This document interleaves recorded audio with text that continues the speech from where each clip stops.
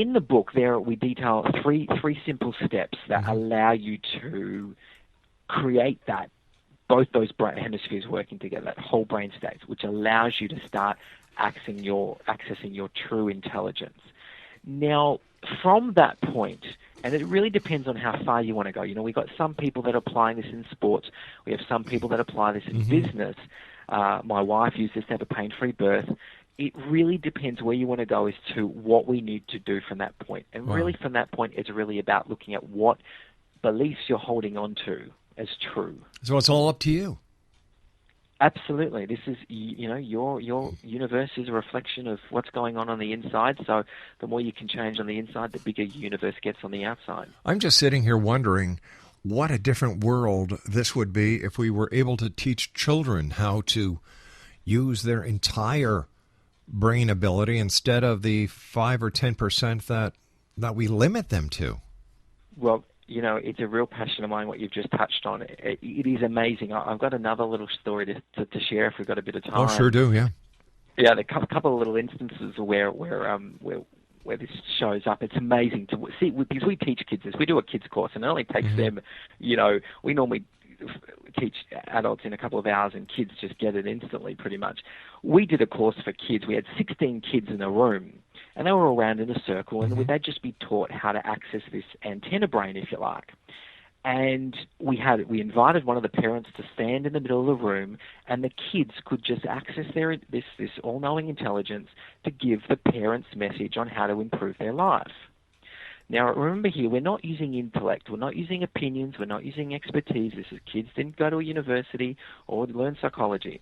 These kids learned this technique. So each child, we asked every child, there's 16 kids, went around the room, and within about 5 seconds, the kids would close their eyes and they'd come back with a response. The very first response that came out was, and they don't know this person, first response was, "You moving house way too many times." Parent in the room went bright red. They'd moved 8 times in 5 years. Wow. Child didn't know this. Next little kid, now 6-year-old child, said, "You're not walking your dog enough." Woman goes bright red, tears start coming out of her eyes. "I've been neglecting my dog. I feel terrible." Oh, my goodness. Next child, third kid says, "You've got to stop arguing with your husband. It's scaring your children." Burst into tears once again. These kids can tap into this all-knowing intelligence. It's innate to all of us, and they learn it real quick. So what a world. You're absolutely right. What a magnificent world this will be when we can teach all the kids. When we're looking at the world, I touched briefly on it before about the ancients. How does the all-knowing diary fit into a person's spiritual belief? Beautiful question. If we look at this through, if you like, intuitive eyes or all-knowing eyes, what we get to see is something magnificent. We often look at human beings and say, human beings are physical body plus consciousness. There's self-awareness inside somebody's head. Now, in truth, the human being is really a personification of what the universe is. If you want to know how the universe works and how spirituality and science come together, we look at the human being. If we were to overlay that very same model, we get to see around stars, planets, and galaxies, that if we were to overlay a giant brain, pure consciousness over every single thing we see physical, that's what we get to see. So spirituality is the consciousness that already exists, that permeates all physical matter, permeates our physical body, that's trying to come in through the brain to lead us to the perfect life. So it fits in exactly that path. It's a path of enlightenment, the path of spirituality. Would this technique of the all-knowing diary help children who have behavioral or learning difficulties?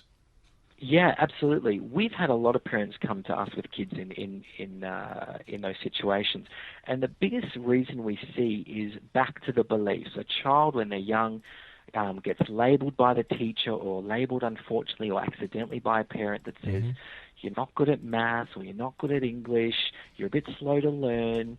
and they pick these beliefs up. So really the brain is just reflecting or mirroring back what the beliefs are that's being held by the children. Likewise, bullying, the behavioral issues. These are all coming from these beliefs that I'm not enough, I'm inadequate, the only way to get attention is to yell and kick and scream and hurt somebody. We're just reflecting the beliefs of those around us. So, yeah, we can really shift it very quickly. Now, this is something that I've been told you say that our reality is a reflection of ourselves. What insight do you have about global issues like the financial crisis? Yeah, beautiful one. Our experience on an individual level reflects the beliefs we hold on an individual level. Our experience on a planet reflects the beliefs we're holding at a planetary level. If you're to look at what is creating those economies, it is because the beliefs we're holding means we're not on purpose. There are very, very few people living life on purpose. And purpose is that intelligence, that guiding hand, if you like, that intelligence that creates nature and ecosystem. Well, it's part of us. When we're not part of that ecosystem, we're not contributing back to it, well, all hell breaks loose, so to speak. So the economies go out, relationships go out, cancer starts forming. So the economy is really reflecting a whole group, a large population not being on purpose. So it seems that money is the root of all evil. Well, the way we're relating to it, absolutely. We relate to money as more important than our survival, and that's what we're experiencing. I guess that's because we've been told that without money you can't survive. We've been programmed to accept the negative and programmed to reject the positive. Rob, that's absolutely right. We are just following the program, just like a blueprint. Unbelievable. We believe money is more important than our own well-being, and that's exactly what we're seeing out in the world. Am I correct in then assuming or believing, because when you assume something, you make an ass out of you and me, but am I correct in believing that the all-knowing diary would also be classified as the secret to success in one's career? If there was ever a secret to success in one's career, it would be this, exactly that. To be able to access the genius that's available is going to show you the shortcut, the safest, most fulfilling path to your success. So yeah, absolutely. And in all areas. Really? Give me your feedback or your thoughts on business successes and all-knowing. We've had a couple of clients that we've worked with, and one of them was about to experience bankruptcy. Oh. And they came to us and said, come on, apply what you know, apply this ability to access all-knowing to help us. Mm-hmm. Well, we did that. And what the all-knowing brain gets to see, it's almost like it can perceive the imperceptible. It allows you to access what's hidden in the cracks, what your conscious mind, what any normal mind would not see. And we're able to find the levers, the exact root cause of the business failure, and remove that. And we're able to turn the business around in 3 months to being $300,000 in the black. It is, Rob, it is amazing. The brain perceives the consciousness or the intelligence of a business to diagnose exactly the fastest way to grow it. All right, you yourself are a very successful entrepreneur. In what ways has utilizing the whole brain intelligence set you apart from other successful entrepreneurs? From other entrepreneurs? Oh, very good question. Well, look, ultimately, those entrepreneurs, the big guys out there who are doing big things and are remaining healthy and vital during it, well, they're tapping into that whole brain. Wherever we've got self-belief, we start accessing that greater intelligence. But, I think one of the biggest things that sets me apart and my wife and what we're doing is, because we're coming from an all-knowing space, making money and making success doesn't take anything away. And what I mean by that is many people create business success, but they lose their relationships. They lose their children's well-being. They lose their health. They lose their very identity. Yeah. But we are learning to see ourselves as bigger. So our identity is becoming, if you like, opened and free rather than more constrained. And our relationship's improving. Our relationship with our child is improving. So there's two. If you're coming from The need to succeed from your belief system, from not feeling enough, then that money and that experience will take away from you. If you're coming from I already am enough without money, without success, then it will only add to you. You'll keep growing. You know, after having talked to you for nearly 40 minutes now, I can tell that you're a very happy person. And I mean happiness from within. What's your secret to happiness? Well, it's really this. It's really that we need to see that we're not who we think we are. You know, I was brought up with a lot of beliefs that I'm not enough, I'm not smart enough, I'm not attractive enough, I'm not intelligent enough to make it in the world. Now, when we relate to ourselves as who we've been told we are, well, that's a recipe for being unhappy for a very long time. I've fortunately been shown over the last, 10, 15 years that we're actually not who we've been told we are, that we're actually infinitely more. So I've developed a relationship with that other guy who is infinite as opposed to not enough. And that's really been the secret to my happiness. You know, I remember not that long ago being in a restaurant with my wife, and the couple beside us at the table were rather loud, and the guy says, the lady said, "Who do you think you are?" And he said, "Well, I am," and he gave his name. And his wife turned to him and looked at him with a scowl on her face, and she says, "That's what you think." You know, like, come on.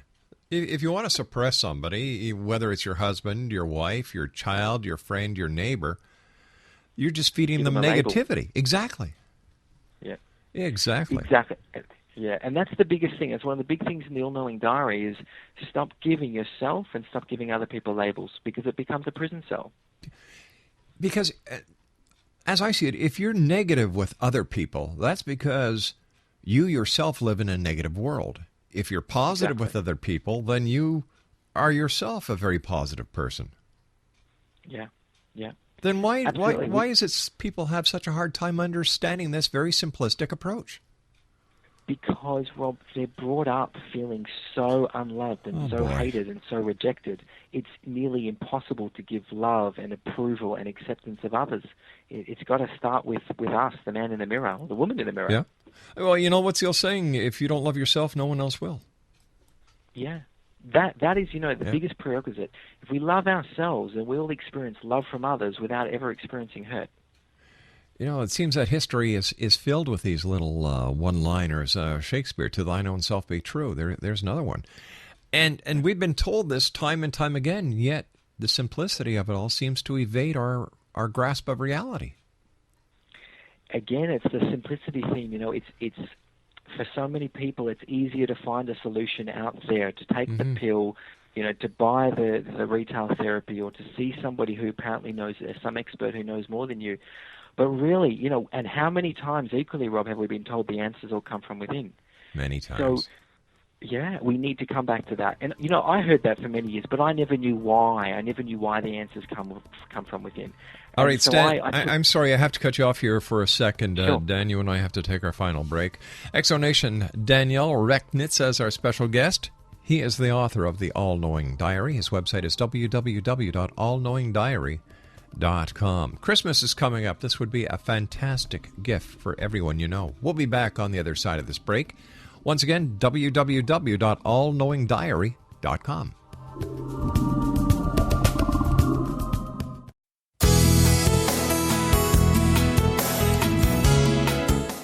With each new extreme weather event or terrorist act, it becomes increasingly obvious that we live in uncertain and challenging times. We all buy car insurance. Why not collapse and catastrophe insurance? Matthew Stein, an MIT-trained engineer and green builder, has written 2 outstanding books to help people prepare, plan for, and deal with everything from minor situations lasting a few days to full-on collapse. Matt's first book, When Technology Fails, is a manual for self-reliance, sustainable living, and surviving the long emergency. This massive book covers the gamut from first aid and emergency preparedness to alternative healing, renewable energy, primitive living skills, and 18th century technologies that could be critical to your comfort and survival in a long-lasting crisis. Matt's second book, When Disaster Strikes, is a comprehensive emergency preparedness handbook and survival guide. When Disaster Strikes is an essential item for every family's go bag. Both books are available at all usual sources. There's a wealth of totally free information posted at whentechfails.com, and author-signed copies may be purchased at mattstein.com. That's www.whentechfails.com and www.mattstein.com.